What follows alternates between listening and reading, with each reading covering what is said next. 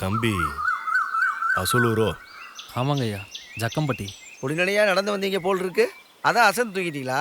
ஆ ரொம்ப தொலைவிலேருந்து வரையலோ? மாடு வியாபாரமா?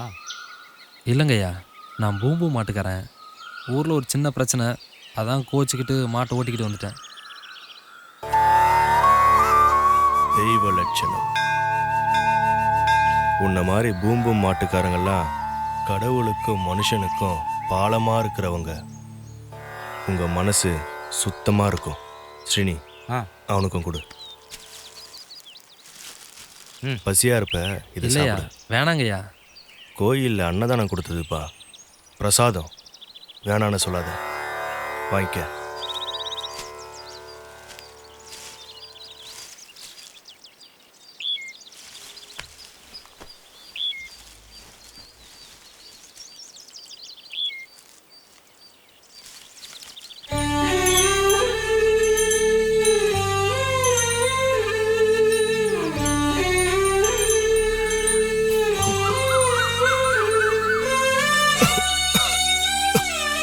தண்ணி விடு.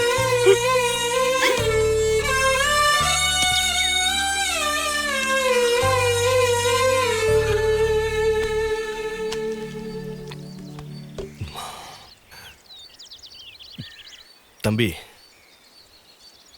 உன் பேர் என்ன? சின்ராஸ். ஏதாவது உதவி வேணுமா?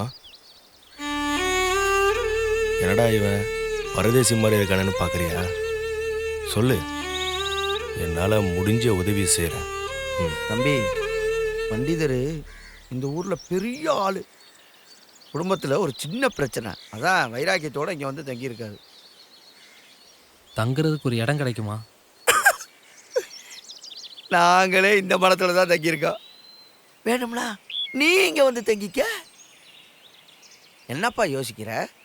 நான் மட்டும் தனியாக இருந்தால் பரவாயில்ல, கந்தனும் கூட இருக்கான். கந்தனா? அவர் யாரு? இந்த அவன்தான்.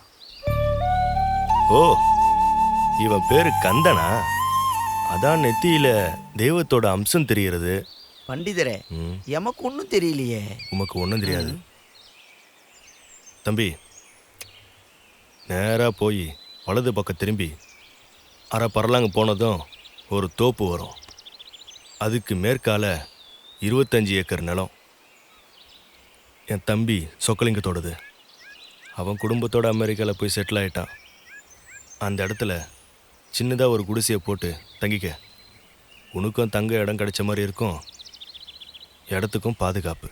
என்ன சொல்கிற? என்ன தம்பி யோசிக்கிற? மாடு வச்சிருக்கியே, அந்த இடம் உனக்கு சௌரியமாக இருக்குமேனு பார்த்தேன். யாரும் பிரச்சனை பண்ண மாட்டாங்களே? எவனாவது வந்து கேட்டானா ஞானவேல் பண்டிதர் சொன்னார்னு சொல்லு. வாயை மூடிட்டு போயிடுவானுங்க. சரிங்கய்யா, நான் அங்கேயே தங்கிக்கிறேன். ம்.